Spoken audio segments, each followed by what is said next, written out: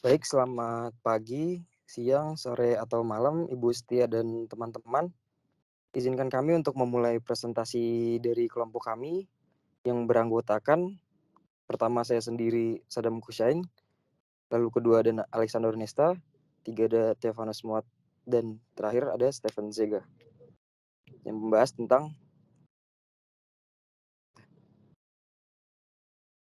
a Young and Growing US Engineering Organization. Oke, selanjutnya. Case pertama, Digital Equipment Corporation in Maynard, Massachusetts. Digital Equipment Corporation adalah perusahaan besar pertama yang memperkenalkan komputasi interaktif pada pertengahan tahun 1950-an dan menjadi produsen yang sangat sukses dari apa yang kemudian disebut komputer mini.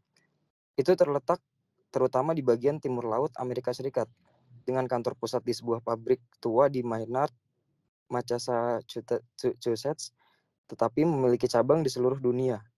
Pada puncaknya, ia mempekerjakan lebih dari 100.000 orang dengan jumlah pendapatan sebesar 14 miliar dolar. Pada pertengahan 1980-an, menjadi produsen komputer terbesar kedua di dunia setelah IBM. Perusahaan mengalami kesulitan keuangan besar pada 1990-an dan akhirnya dijual ke Compaq Corp pada tahun 1998. Ada banyak cerita yang ditulis tentang mengapa dan bagaimana DSI itu gagal. Tetapi hanya sedikit dari mereka yang memberikan perspektif budaya tentang kebangkitan atau kegagalannya. Sejarah DSI adalah contoh utama bagi lapisan budaya yang lebih dalam asumsi dasar menjelaskan naik turunnya perusahaan dan akan digunakan di seluruh buku ini.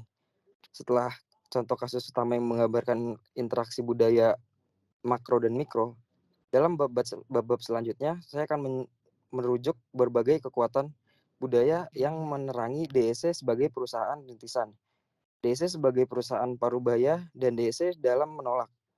Perusahaan rintisan organisasi, tetapi tidak banyak studi tentang keseluruhan siklus hidup satu perusahaan di bawah pendirinya. Studi semacam itu menjadi sangat penting karena teori organisasi memberikan perhatian yang meningkat kepada kelincahan dan ambidexterity sebagai properti utama organisasi yang telah bertahan lama. Selanjutnya.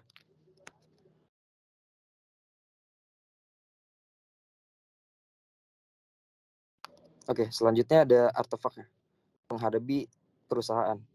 Untuk masuk ke salah satu dari banyak gedung di DSE, Anda harus masuk dengan penjaga yang duduk di belakang konter, di mana biasanya ada beberapa orang mengobrol, keluar masuk, memeriksa lencana karyawan yang masuk ke gedung, menerima surat, dan menjawab panggilan telepon.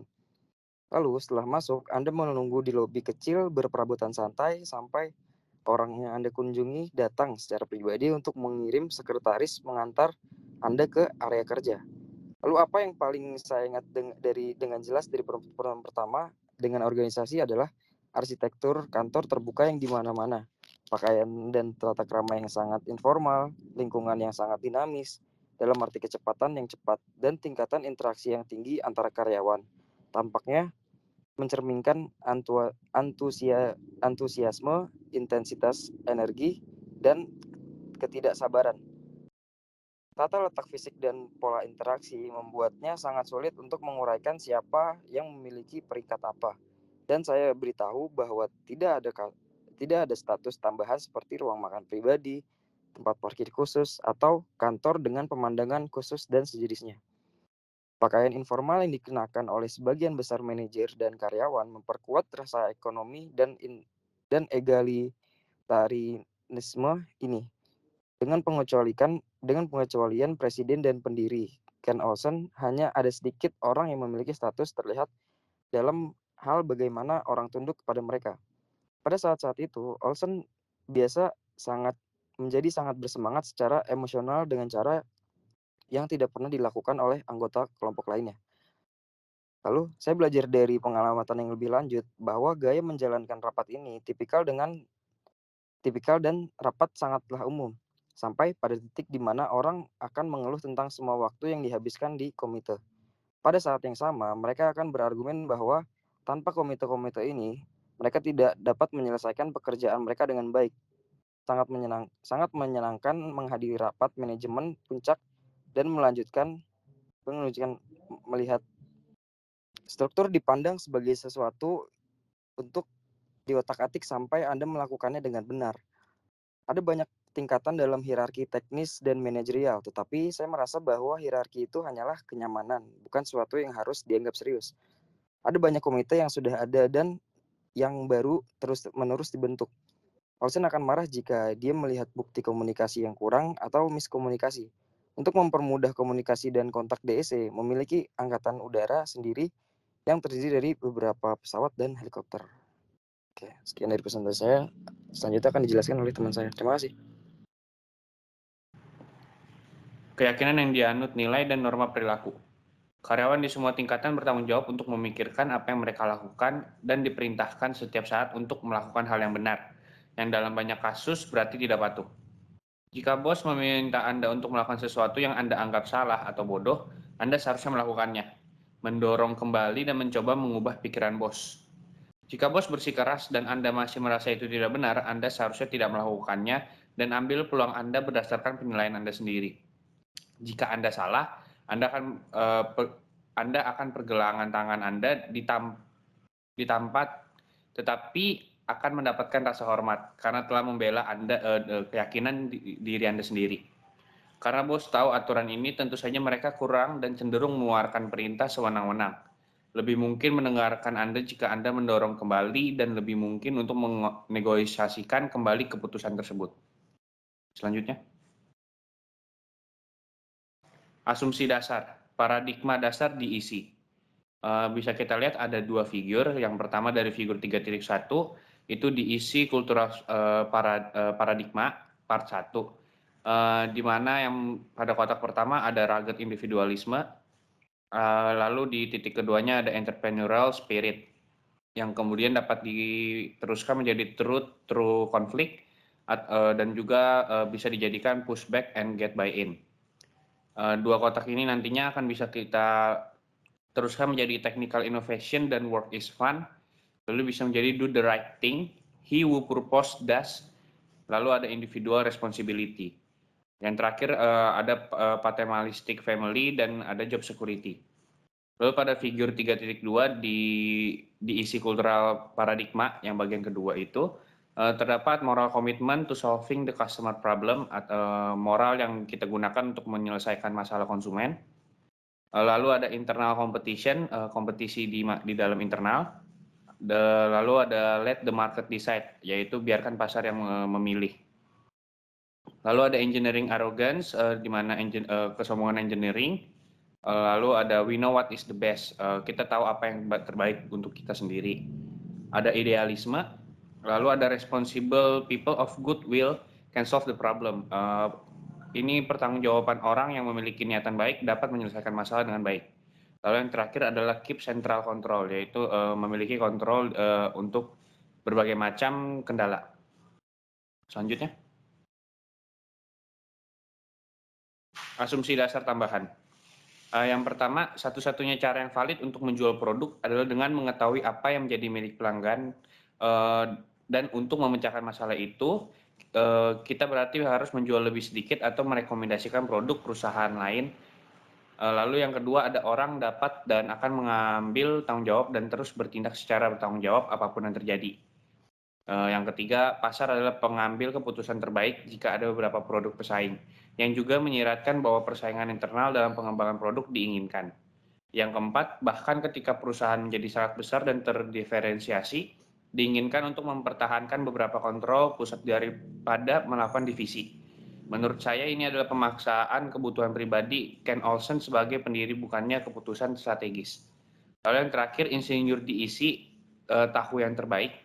Apa produk yang bagus, berdasarkan apakah atau tidak mereka secara pribadi suka bekerja dengan produk itu. Selanjutnya akan dijelaskan oleh teman saya. Oke, saya akan membahas Major Swiss German Chemical Organization. Next. Matter Swiss German Chemical Organization, sebuah organisasi yang matang secara budaya, berbeda dalam banyak hal, utama perbedaan hasil dari ukuran, usia, itu dikelola sepenuhnya oleh manajer umum, yang dipromosikan atau bukan pendiri atau anak-anaknya mereka. Next. Oke, perusahaan Ciba Geigy. Perusahaan Ciba Geigy di Basel, Swiss. Perusahaan Ciba Geigy pada akhir 1970-an dan awal 1980-an adalah perusahaan Swiss bahan kimia multinasional, multidivisi, terdesentralisasi secara geografis. Perusahaan yang bergerak di bidang farmasi, kimia pertanian, industri bahan kimia, zat warna, bahan kimia, fotografi, dan beberapa berbasis teknis produk konsumer. Akhirnya bergabung dengan mantan pesaing. Sandoz menjadi seperti sekarang ini. Novartis konsultasi, saya awalnya tentang karir pengembangan berkembang menjadi berbagai kegiatan konsultasi lainnya yang berlangsung ke pertengahan 1980 dan berfokus pada beberapa perubahan budaya besar. Next. Artefak menghadapi Ciba Geigy. Pertemuan awal saya dengan perusahaan ini adalah melalui panggilan telepon dari kepala pengembangan manajemennya, Dr. Jurg Leopold, menanyakan apakah saya bersedia memberikan ceramah pada pertemuan tahunannya di Swiss. Ciba Geigy mengundang 40 hingga 50 eksekutif teratas mereka di seluruh dunia bersama dengan 1 atau 2 orang luar untuk pertemuan 3 hari yang diadakan di resort The Swiss. Tujuannya adalah untuk meninjau strategi dan operasi dan untuk merangsang kelompok dengan dosen luar hadir pada topik yang menarik bagi perusahaan. Dr. Leopold telah meminta saya untuk memberikan kuliah dan melakukan beberapa latihan terstruktur di sekitar saya penelitian tentang jangkar karir pada pertemuan tahunan di tahun 1979. Para eksekutif puncaknya atau di tahun 1978 dan tahun 2013. Baik, selanjutnya Pak, kita masuk ke topik keyakinan dan nilai yang dianut atau expose belief and value. Keyakinan dan nilai biasanya paling baik dimunculkan ketika Anda bertanya tentang yang diamati perilaku atau artefak lain yang menurut Anda membingungkan, tidak wajar, atau tidak konsisten. Jika saya bertanya kepada manajer Ciba, mengapa mereka selalu menjaga pintu mereka ditutup? Mereka akan dengan sabar dan agak jelaskan kepada saya bahwa ini adalah satu-satunya cara mereka dapat menyelesaikan pekerjaan dan bahwa mereka sangat menghargai pekerjaan. Otoritas formal dan akademik sangat dihormati, terutama wewenang berdasarkan tingkat pendidikan dan pengalaman. Penggunaan gelar seperti dokter atau profesor melambangkan rasa hormat terhadap pengetahuan yang memberikan pendidikan kepada orang-orang. Banyak dari ini berkaitan dengan rasa hormat yang besar terhadap ilmu kimia dan kontribusi penelitian laboratorium untuk pengembangan produk. Selanjutnya, can organization culture be stronger than national culture?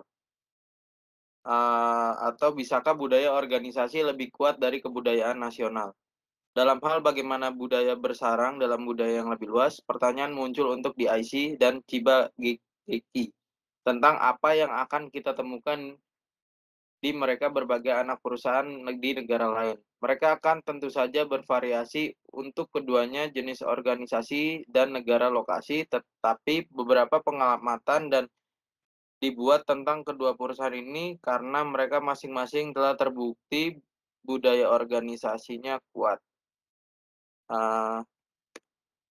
Sekian presentasi dari kelompok kami, kurang lebihnya kami mohon maaf. Terima kasih semuanya.